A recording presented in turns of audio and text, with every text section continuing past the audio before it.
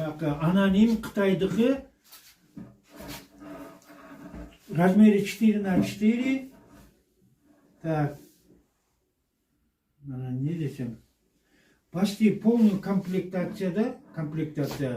Мына смычогыдагы лин деп нетилет. Мына 4×4-ге бак концертный тоже тростик.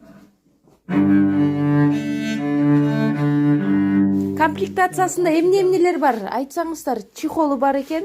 Чехолу бар, канифолу бар, içinde канифолу бар. Мына канифолу. Почти полная комплектация, да? Канифолу бар экен.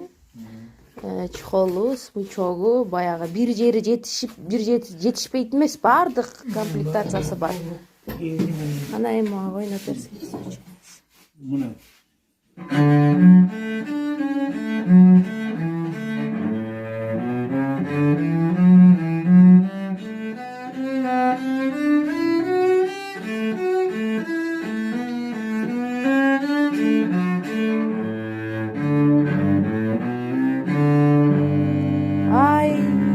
Сон аспап экен. Концертный музыкалык аспап, бул сувенирный эмес да?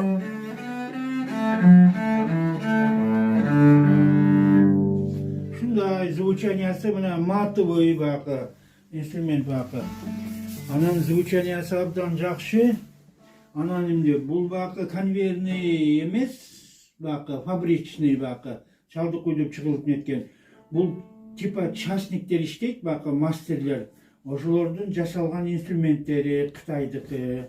Аябай үнү сонун экен да, баягы сувенирный аспаптар болот да. Андай эмес коюп кой. Бул чын эле концертке, чыныгы музыканттар үчүн арналган музыкалык аспап экен.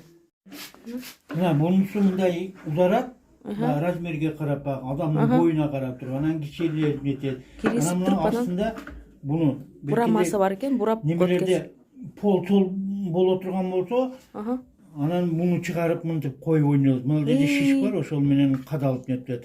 А беркинде неме бетон болуп нете турган болсо, буну мынтип жаап коюлат, буну коюлуп туруп, анан кийин мынандай резинасы менен ойнолот.